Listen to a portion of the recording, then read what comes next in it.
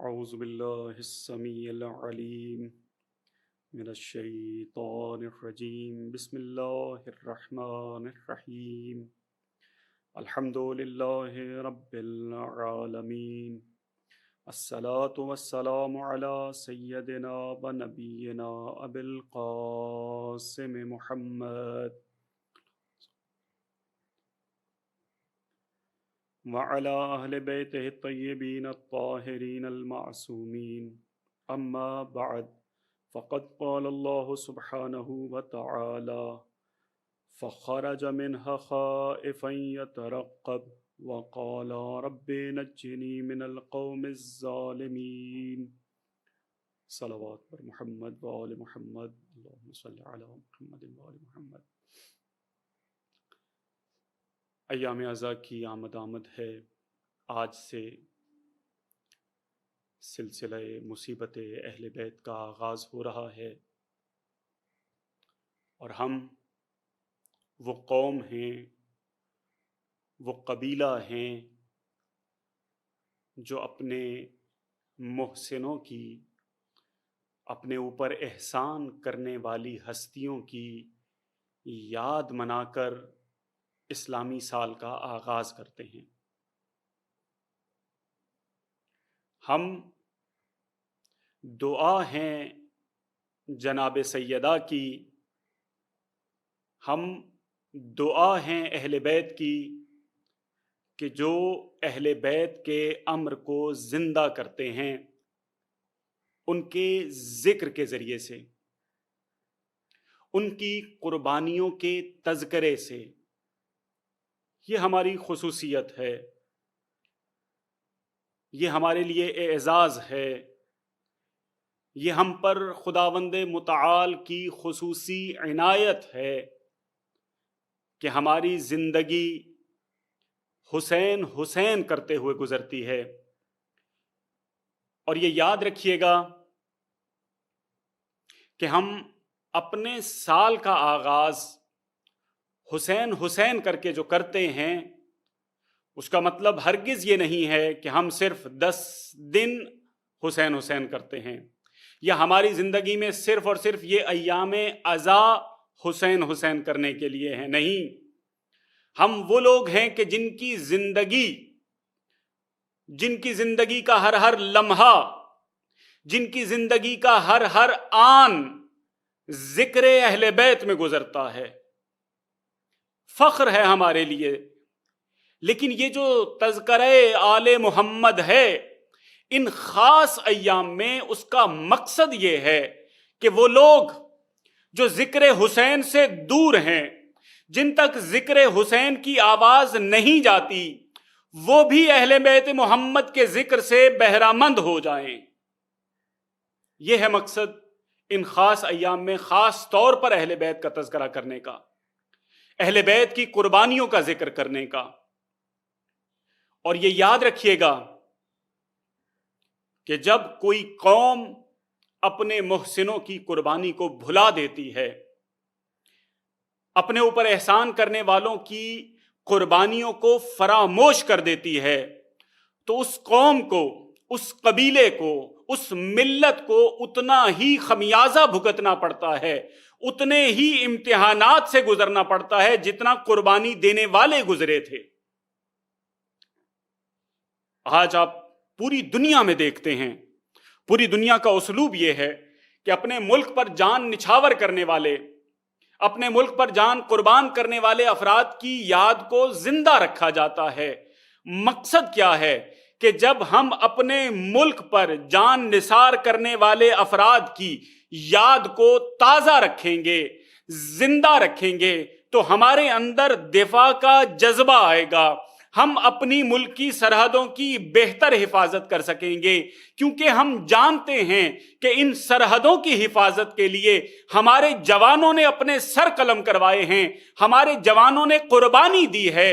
ہم اگر اپنی سرحدوں کی حفاظت کرنا چاہتے ہیں، ہم اگر اپنی سرحدوں کو محفوظ رکھنا چاہتے ہیں، تو ان قربانیوں کو بھی یاد رکھنا ہوگا۔ اگر ان قربانیوں کو بھلا دیا گیا تو دشمن ہم پر حملہ آور ہوگا، پہلے سے زیادہ برے انداز میں حملہ آور ہوگا اور ہم دفاع نہیں کر پائیں گے۔ یہ فلسفہ ہے قربانی کا، یہ پوری دنیا جانتی ہے۔ دنیا کا کوئی ملک، اسلامی ملک ہو یا اسلامی ملک نہ ہو، وہ اس حقیقت کو سمجھتا ہے کہ اگر بقا چاہتے ہو تو اپنے محسنوں کو یاد رکھو۔ اور یہی وجہ ہے کہ تاریخ اسلام میں، تاریخ بشریت میں ہر اس شخص کی یاد کو زندہ رکھا جاتا ہے جس نے انسانیت کے لیے قربانی دی ہو۔ اسی وجہ سے تمام عالم اسلام حسین ابن علی کی یاد کو زندہ رکھتا ہے، حسین ابن علی کا تذکرہ کرتا ہے، چاہے اس کا تعلق کسی بھی مکتبہ فکر سے ہو، چاہے اس کا تعلق کسی بھی نہلا سے ہو، کسی بھی قوم سے ہو، کسی بھی مذہب و مسلک سے ہو، لیکن حسین ابن علی کی یاد کو زندہ رکھتا ہے۔ لیکن اگر حسین کی یاد کو بھلایا جائے گا، اور بعض افراد نے جس طرح سے حسین کی یاد کو زندہ رکھنے کا حق تھا، حسین کی یاد کو زندہ نہیں رکھا، تو نتیجہ کیا نکلا؟ حسین کی یاد کو اگر فراموش کیا جائے گا، بھلا دیا جائے گا، تو اس کا ایک لازمی نتیجہ یہ ہے، اس کا ایک انجام یہ ہے کہ اس مصیبت سے گزرنا پڑے گا اس قوم کو، اس ملت کو، ان تمام افراد کو کہ جو حسین ابن علی کے قربانی کو بھلا چکے ہیں، انہیں اس مصیبت سے گزرنا پڑے گا جس سے حسین ابن علی کے دور میں مسلمان دوچار ہوئے تھے۔ امام حسین علیہ الصلوۃ والسلام نے فرمایا تھا کہ اذا بولیت الامۃ براع مثل یزید فعلی الاسلام السلام، کہ اپنی قربانی کے حوالے سے امام فرماتے ہیں کہ اذا بولیت الامۃ، اگر امت مسلمہ مبتلا ہو جائے یزید جیسے حاکم کے سلسلے میں، یزید جیسا حاکم امت مسلمہ پر سوار ہو جائے، مسلط ہو جائے، فعلی الاسلام السلام، تو اسلام کو سلام کر دینا چاہیے، اسلام کو خدا حافظی کر دینی چاہیے۔ یہ امام حسین اپنے قیام کا فلسفہ بتا رہے تھے، امام حسین اپنی قربانی کا آغاز بتا رہے تھے۔ اور یہ دیکھ لیں، آپ تاریخ کے اوراق پلٹ کر دیکھ لیں، ایک ایک مرحلے پر آپ کو نظر آئے گا، جب امت مسلمہ نے حسین ابن علی کی قربانی کو بھلایا تو اس کا نتیجہ یہ نکلا کہ آج تک مسلمانوں کے اوپر متعدد جگہوں پر خونخوار ترین درندے حکمران بنتے رہے۔ یہ ہے محسنوں کو بھلا دینے کا نتیجہ۔ اگر آپ ایک ایک کر کے تاریخ کے اوراق پلٹتے چلے جائیں، جس نے جہاں قربانی دی اس کی قربانی کو بھلایا گیا، نتیجے میں وہی مصیبت اس قوم پر نازل ہوئی، قوم بچ نہیں سکی اس مصیبت سے۔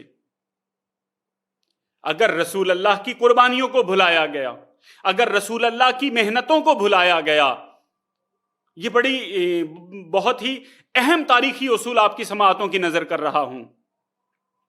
اگر امت مسلمہ نبی کریم صلی اللہ علیہ وآلہ وسلم کی انتہائی اہم قربانیوں کو بھلا دے گی تو نتیجہ یہ نکلے گا کہ وہ جاہلیت جس سے رسول اللہ نے پوری امت مسلمہ کو نجات دی تھی، رسول اللہ کے جانے کے بعد امت اسی میں مبتلا ہو جائے گی۔ اور یہ حقیقت ہے، اس سے کوئی انکار نہیں کر سکتا۔ کتنے ہی مسلمان شخصیات ایسی ہیں کہ جو یہ تسلیم کرتی ہیں کہ رسول اللہ کے جانے کے بعد آج تک امت مسلمہ میں وہی زمانہ جاہلیت کی چیزیں عود کر آئی ہیں، وہ جاہلیت اولا پلٹ کر آ گئی ہے۔ کیوں؟ اس لیے کہ امت مسلمہ نے نبی کی قربانیوں کو بھلا دیا، نبی کی ہدایات کو بھلا دیا، نبی کی تعلیمات کو فراموش کر دیا۔ ان تعلیمات کو فراموش کرنے کا نتیجہ یہ نکلا کہ امت دوبارہ اسی جہالت میں مبتلا ہو گئی جس سے نکال کر رسول لے کر آئے تھے۔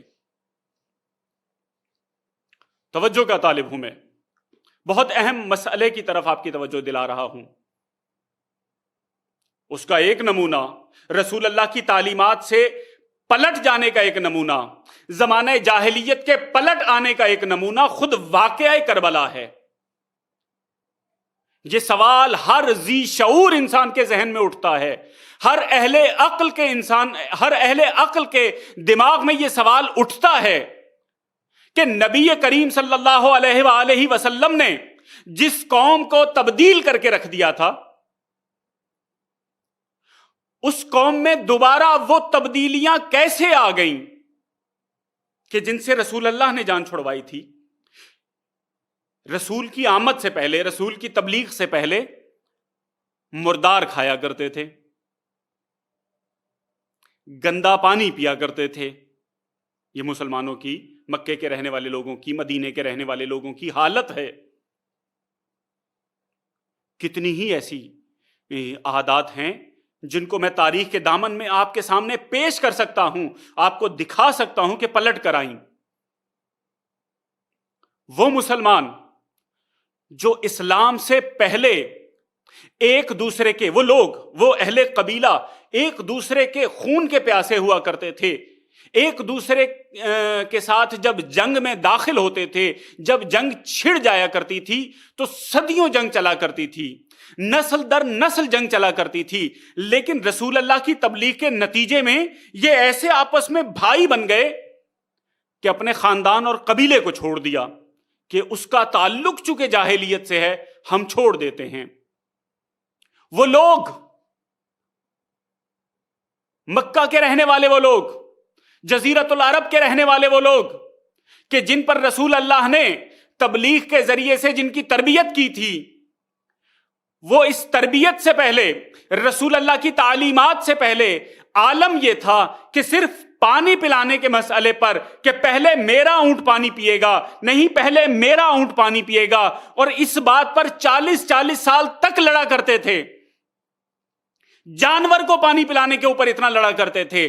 لیکن رسول اللہ کی تبلیغ کا نتیجہ کیا نکلا کہ وہ لوگ جو ان ذرا سی باتوں پہ لڑا کرتے تھے، اونٹ کے پانی پلانے پہ لڑا کرتے تھے، وہ جب زخمی حالت میں گرے ہوئے ہیں تو عالم یہ ہے کہ جب کسی ایک کو پانی پیش کیا جاتا ہے تو وہ کہتا ہے کہ نہیں، مجھے پانی نہیں دو، زخمی ہے، پیاس لگ رہی ہے، لیکن کہہ رہا ہے کہ مجھے پانی نہیں دو۔ یہ جو دوسرے قبیلے کا ہے لیکن میرا بھائی ہے، دین میں میرا بھائی ہے، اس کو پانی دیا جائے پہلے، اور جب اس دوسرے کے پاس پانی لے کر جایا جاتا ہے تو وہ دوسرا کہتا ہے کہ نہیں، مجھے بھی پانی نہیں چاہیے، مجھے بھی پانی نہیں دو، وہ جو تیسرا زخمی ہے اس کو پانی دو۔ کتنا تبدیل کر دیا رسول اللہ نے اپنی تعلیمات کے ذریعے سے، جو ایک جانور کے پانی پلانے پہ 40 سال تک ایک دوسرے کا خون بہایا کرتے تھے، اپنی جان دینے کے لیے تیار ہیں لیکن خود پانی پینے کے لیے تیار نہیں۔ یہ ہے رسول اکرم صلی اللہ علیہ وآلہ وسلم کی تبلیغ، یہ ہے تبدیلی،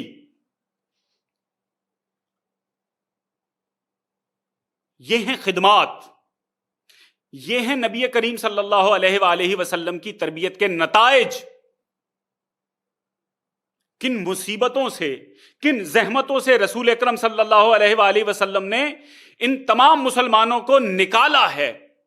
حضرت جعفر طیار کی تقریر آپ نے یقیناً سنی ہوگی جو حبشہ میں کی تھی، جس میں انہوں نے اپنی مسلمانوں کی حالت زار پر روشنی ڈالی تھی کہ ہم لوگ کیا تھے اور رسول اللہ نے ہمیں کیا سے کیا بنا دیا۔ اور ابھی اسی مسئلے کو ذہن میں رکھتے ہوئے میں آپ سے سوال کروں گا کہ یہ جو رسول اکرم صلی اللہ علیہ وآلہ وسلم نے 23 سال کے تبلیغی عرصے میں لوگوں کو انسانوں کی کیٹاگری میں لے کر آئے، ان افراد کو جو اس سے پہلے بدترین حالت میں زندگی گزارا کرتے تھے انہیں بہترین حالت میں تبدیل کیا، اور وہ رسول اللہ سے اتنی محبت کرنے لگے، اتنی محبت کرنے لگے کہ رسول اکرم صلی اللہ علیہ وآلہ وسلم کے وضو کا پانی زمین پر نہیں گرنے دیتے تھے، بلکہ تبرک کے طور پر اٹھا کر چہروں پر مل لیا کرتے تھے۔ یہ عالم ہے ہمارے حبیب کی تربیت کا، محنت کا، تبلیغ کا، قربانیوں کا۔ رسول کی خاطر چونکہ جانتے ہیں اپنے خاندان کو چھوڑ دیا، اپنے قبیلے کو چھوڑ دیا، سب کچھ چھوڑ دیا اسلام کی خاطر، اور رسول اللہ کے دامن میں پروان چڑھے ہیں، پرورش پائی ہے۔ لیکن اسی کے ساتھ اب میں سوال کرنا شروع کروں گا کہ یہ ہے صحابہ کرام کی زندگی، ان کی تربیت کی ہے نبی کریم صلی اللہ علیہ وآلہ وسلم نے، اور اس تربیت کا نتیجہ کیا ہے؟ تربیت کا نتیجہ آج تک ہم صحابہ کرام کی زندگی کو دیکھتے ہیں، خوش ہوتے ہیں، لیکن پھر کیا ہوا؟ تاریخ اسلام میں سیاہ باب کیسے شروع ہوا کہ وہ ہستی جس نے انہی صحابہ کرام کی تربیت فرمائی تھی، لیکن کچھ عرصہ گزرنے کے بعد ہم دیکھتے ہیں کہ انہی شخصیات کے گھروں میں جنم لینے والے بچے اس طرح سے پروان چڑھتے ہیں کہ اسی رسول خدا صلی اللہ علیہ وآلہ وسلم کے گھر پر حملہ آور ہو جاتے ہیں۔ بھائی نبی کریم صلی اللہ علیہ وآلہ وسلم نے قرآن میں ارشاد ہے کہ ہمارے رسول نے ان کے گلوں میں پڑے ہوئے توق، ان کے گلوں میں پڑے ہوئے اوزان کو، وزن کو ختم کر دیا، نکال دیا، جان چھڑوا دی۔ لیکن یہ رسول اللہ کی تبلیغات اور خدمات کو بھلانے کا نتیجہ ہے کہ یہی مسلمان جن کی تربیت اس طرح سے ہوئی تھی، جن کے گردنوں سے توق اتارے گئے تھے، جن کی گردنوں سے وزن اتارے گئے تھے، چند سال گزرنے کے بعد رسول اللہ کی رحلت کے 50 سال بعد ہم دیکھتے ہیں کہ یہی لوگ خاندان رسول کی گردنوں میں توق ڈال دیتے ہیں، خاندان رسول کو اسیر کر لیتے ہیں۔ وہ نبی جس نے اپنی محنت سے، اپنی تبلیغ سے انسانوں کو آزاد کیا، اسی نبی کی اولاد کو وہی امت قید کر لیتی ہے۔ یہ تاریخ اسلام کا سیاہ ترین باب ہے جس سے کوئی مسلمان انکار نہیں کر سکتا۔ یا تو تاریخ کی ساری کتابیں جلا دو، لیکن یہ ایک حقیقت ہے، یہ ایک ایسی واقعیت ہے کہ وہ مسلمان جو نبی کریم صلی اللہ علیہ وآلہ وسلم کے وضو کا پانی زمین پر نہیں گرنے دے رہے تھے، انہوں نے خاندان اہل بیت کے اتنے سارے افراد کا خون زمین پر بہا دیا، انہی کی اولاد نے۔ ہوا کیا ہے؟ تبدیلی کہاں آئی ہے؟ تو اس تبدیلی کا ایک اہم محور، ایک اہم جگہ کیا ہے؟ وہ ہے رسول اللہ کی قربانیوں کو بھلا دینا، رسول اللہ کی تعلیمات کو بھلا دینا، رسول اللہ کی خدمات کو بھلا دینا، غدیر کو بھلا دینا، حدیث ثقلین کو بھلا دینا، انی تارکن فیکم الثقلین کتاب اللہ و عطرتی، اس کو بھلا دینا۔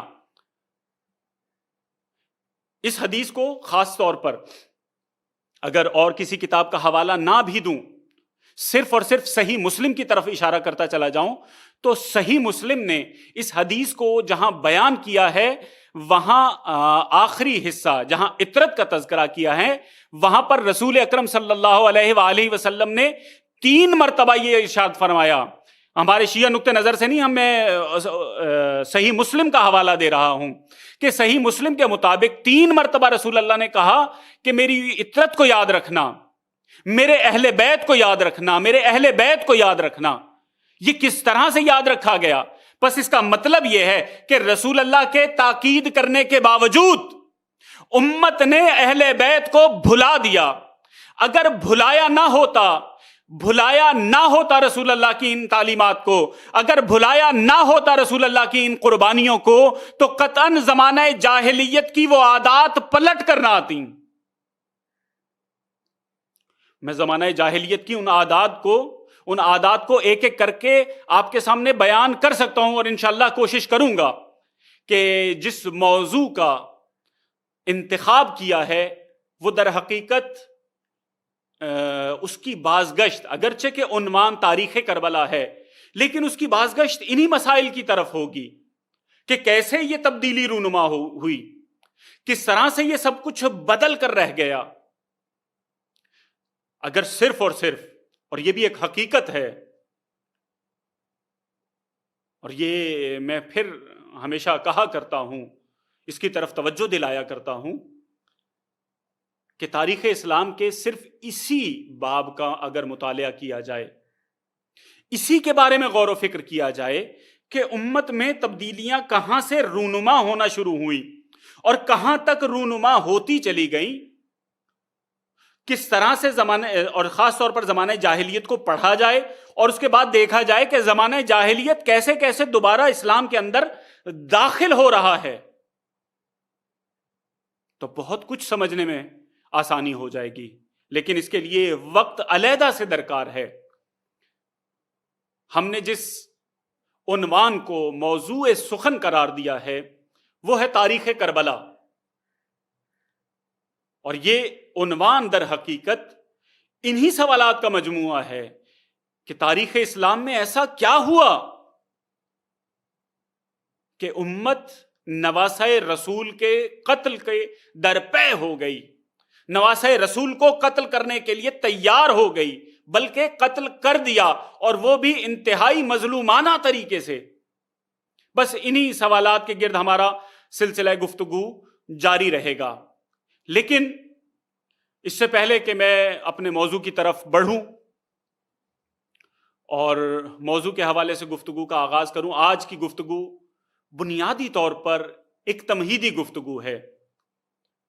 تاریخ کربلا اور اس کے لیے جس آیت کا انتخاب کیا ہے وہ آیت سورہ قصص کی 21ویں آیت ہے، جو حضرت موسیٰ علیہ السلام کی حالت کو، حضرت موسیٰ علیہ السلام کی کیفیت کو بیان کر رہی ہے، جو حضرت موسیٰ علیہ السلام نے مصر سے نکلتے ہوئے دعا مانگی اس کو بیان کر رہی ہے۔ فخرج منها خائفا يترقب وقال رب نجنی من القوم الظالمین، پس موسیٰ شہر سے خارج ہوئے اس عالم میں کہ خوف طاری تھا، اور حضرت موسیٰ کو یہ اندیشہ لگا ہوا تھا کہ کسی بھی وقت کوئی حادثہ، کوئی واقعہ رونما ہو سکتا ہے۔ اور اسی کے بعد یہ اللہ تعالیٰ نے حضرت موسیٰ کی کیفیت بیان کی ہے، اور اس کے بعد حضرت موسیٰ علیہ السلام نے خداوند متعال سے دعا کی، وقال رب نجنی من القوم الظالمین، خدایا ظالموں کے قوم سے نجات عطا فرما، خدایا مجھے ظالموں کے شر سے محفوظ فرما۔ یہ دعا ہے حضرت موسیٰ علیہ السلام کی، اور اسی آیت کی تلاوت چونکہ تاریخ کربلا ہے، یہی وہ آیت ہے جس کی تلاوت امام حسین علیہ السلام نے اس وقت فرمائی کہ جب مدینے سے خارج ہو رہے تھے تو امام نے اپنے لب پر جاری کیا، فخرج منها خائفا يترقب وقال رب نجنی من القوم الظالمین۔ یہی آیت امام حسین علیہ السلام نے بھی تلاوت کی۔ اس سے پہلے کہ میں اس حوالے سے کچھ گزارش اور کچھ مختصر سے نکات عرض کروں، صرف اتنا بیان کروں گا کہ موسیٰ کس عالم میں اس آیت کی تلاوت کر رہے ہیں اور حسین کس عالم میں اس آیت کو زبان پر بول رہے ہیں، زبان سے ادا کر رہے ہیں۔ حضرت موسیٰ علیہ السلام کے بارے میں آپ جانتے ہیں کہ حضرت موسیٰ کی پرورش فرعون کے محل میں ہوئی۔ یہ جو فرعون کا مصر میں محل تھا، یہ شہر سے ہٹ کر تھا۔ عام طور پر انسانی روش آج بھی یہی ہے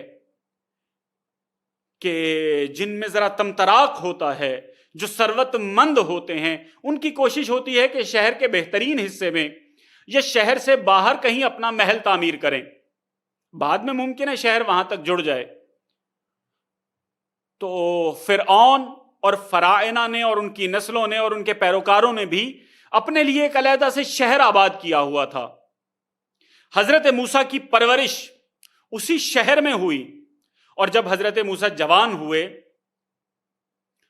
شہر سے نکلے، یعنی فرعون کے محل سے نکلے، محل خود ایک شہر تھا، بہت بڑا محل تھا، وہاں سے نکلے اور شہر میں آئے۔ جہاں پر اس شہر میں یعنی ان کے مرکز میں ان کے محلوں میں کام کرنے والے بنی اسرائیل رہا کرتے تھے. تو وہاں آ کر دیکھا، شہر میں گھوم رہے تھے حضرت موسیٰ، دیکھ رہے تھے کہ حضرت موسیٰ کی نظر پڑی 2 آدمی آپس میں لڑ رہے ہیں، 2 آدمیوں کا آپس میں جھگڑا ہے. ایک شخص نے جب حضرت موسیٰ علیہ السلام کو دیکھا تو وہ حضرت موسیٰ کا چاہنے والا بھی تھا، حضرت موسیٰ کا پیروکار بھی تھا. تو اس نے حضرت موسیٰ علیہ السلام کو اپنی مدد کے لیے بلایا. مفسرین بیان کرتے ہیں کہ حضرت موسیٰ نے جا کر اس کی جو مدد کی ہے، اس مدد کے دوران مفسرین کی رائے یہ ہے، بعض کہتے ہیں کہ حضرت موسیٰ نے اس مخالف کے، جو ان کا دشمن تھا یا ان کے پیروکار کا دشمن تھا، اس کے ایک مکہ رسید کیا. بعض مفسرین کہتے ہیں کہ نہیں، حضرت موسیٰ نے اپنی ہتھیلی سے اس کے سینے پر رکھ کر جو دھکا دیا ہے، اس دھکے سے وہ جا کر گرا اور گرتے ساتھ ہی مر گیا. حضرت موسیٰ وہاں سے چلے گئے. وہ آدمی جو ان کا دشمن تھا یا ان کے دوست کا دشمن تھا وہ مر گیا. اگلے دن حضرت موسیٰ علیہ السلام پھر شہر میں گھوم رہے تھے تو پھر دیکھا کہ وہ آج کسی اور سے لڑ رہے ہیں. حضرت موسیٰ نے کہا کہ تم عجیب منحرف آدمی ہو، عجیب گمراہ آدمی ہو، ہر روز کسی نہ کسی سے لڑائی جھگڑا رہتا ہے. اب جو اس نے مدد کے لیے پکارا اور حضرت موسیٰ قریب ہوئے، ابھی حضرت موسیٰ علیہ السلام نے نہ مدد کی، ابھی حضرت موسیٰ صرف قریب ہی ہوئے تھے کہ دوسرا شخص پکار کر کہتا ہے کہ اے موسیٰ، تم کیا یہ چاہتے ہو کہ تم آج بھی مجھے جس طرح سے کل والے کو قتل کیا تھا، آج تم مجھے قتل کر دو گے، مجھے مار دو گے؟ تو ابھی حضرت موسیٰ علیہ السلام کا یہ مکالمہ جاری تھا، یہ گفتگو ہو رہی تھی یا یہ گفتگو ہوئی کہ اتنے میں اس شہر سے، اس قصر سے، ان محلات سے کہ جہاں پر فرعون رہا کرتے تھے، وہاں سے حضرت موسیٰ کا ایک چاہنے والا آیا اور اس نے آ کر خبر دی کہ اے موسیٰ، فرعون کے لوگ، فرعون کے کارندے تمہیں گرفتار کرنے کا پروگرام بنا رہے ہیں، تمہارے قتل کا پروگرام بنا رہے ہیں، تمہارے بارے میں مشورت کر رہے ہیں، مشاورت کر رہے ہیں. تو میں تمہیں یہ مشورہ دیتا ہوں کہ تم چلے جاؤ یہاں سے. حضرت موسیٰ علیہ السلام نے جب یہ سنا تو اس وقت شہر سے نکلے. اب یہ جو حضرت موسیٰ شہر سے جا رہے ہیں تو حضرت موسیٰ کی کیفیت کیا ہے؟ خداوند متعال فرما رہا ہے خائفا یترقب، شہر سے جا رہے ہیں اور یہ کہتے ہوئے جا رہے ہیں قال رب نجنی من القوم الظالمین، خدایا مجھے ظالموں کی قوم سے نجات عطا فرما. یہ ہے موسیٰ کی حالت، یہ ہے موسیٰ کا واقعہ. اور دوسری طرف حسین ابن علی ہیں. حسین ابن علی کی کیفیت کیا ہے کہ حسین ابن علی سے، اچھا اب یہ ایک مسئلے کی طرف اور توجہ دلا دوں. موسیٰ مصر سے، ظالموں کے گھر سے نکل کر کہاں جا رہے ہیں؟ مدائن کی طرف، کہ جہاں پر حضرت شعیب ہیں. اس جگہ سے نکل کر کہاں جائیں گے؟ حضرت شعیب کے پاس مدائن میں جائیں گے، وہاں پر شادی کریں گے. وہاں پر وہ سارا قصہ جو قرآن مجید کے اندر بھی بیان ہوا ہے اور تفاسیر کے اندر بھی ذکر ہے. حضرت موسیٰ خطرناک جگہ سے نکل کر پرامن جگہ میں جا رہے ہیں اور یہ دعا کرتے جا رہے ہیں کہ پروردگارا نجنی من القوم الظالمین، مجھے ظالم قوم سے نجات عطا فرما. اور دوسری طرف حسین ابن علی ہیں جو کہاں سے، جو نانا کے شہر سے، جو پرامن شہر سے اس وقت نکل کر جا رہے ہیں جب بیعت کا مطالبہ کیا گیا. امام حسین نکل کر کہاں جا رہے ہیں؟ نکل کر کسی پرامن جگہ نہیں جا رہے بلکہ ظالموں کے گڑھ میں جا رہے ہیں. بس یہیں سے عظمت حسین کو سمجھیے گا کہ موسیٰ ظالموں سے نکل کر اپنی ذات کو بچا کر، اپنے نفس کو بچا کر مدائن کی طرف جائیں تو اس وقت خدا کی بارگاہ میں یہ دعا کرتے ہیں رب نجنی من القوم الظالمین. اور حسین ابن علی وہ ہستی ہے کہ جو ظالموں سے ٹکرانے کے لیے، ظالموں کے خلاف میدان جنگ میں جائے تو اس وقت دعا کرتا ہے کہ رب نجنی من القوم الظالمین. یہ ہے عظمت حسین. اس آیے کے ذیل میں اور بہت زیادہ نکات ہیں، لیکن حقیقت یہ ہے کہ دامن وقت میں گنجائش نہیں. میری کوشش یہ ہے کہ آج اپنے موضوع کے حوالے سے کچھ نہ کچھ نکات یا کچھ نہ کچھ جملے آپ کی نظر کر دوں کہ اس تاریخ کربلا کا آغاز کب ہوا. اگر تاریخ کربلا کے آغاز کی بات کی جائے تو تاریخ کربلا کا آغاز اس وقت سے ہوا جب آدم نے امام حسین پر گریہ کیا، جب حضرت نوح نے امام حسین پر گریہ کیا، جب انبیاء نے امام حسین علیہ الصلوۃ والسلام کا ذکر کیا، اس وقت سے تاریخ کربلا کا آغاز ہو گیا. حضرت ابراہیم کے خواب کو تبدیل کر دیا گیا وَفَدَيْنَاهُ بِذِبْحٍ عَظِيمٍ سے، اس وقت کربلا کا آغاز ہو گیا تھا. تاریخ کربلا کا آغاز حقیقتاً اس دن ہو گیا تھا جب نبی کریم صلی اللہ علیہ وآلہ وسلم کو جبرائیل نے آ کر یہ گزارش دی، یہ خبر دی کہ اے نبی اللہ، آپ حسین سے محبت کرتے ہیں؟ کہا ہاں میں حسین سے محبت کرتا ہوں. تو کہا کہ اے اللہ کے نبی، آپ کو یہ خبر دی جاتی ہے کہ حسین ابن علی کو آپ ہی کی امت صحرائے طف میں بھوکا پیاسا شہید کر دے گی.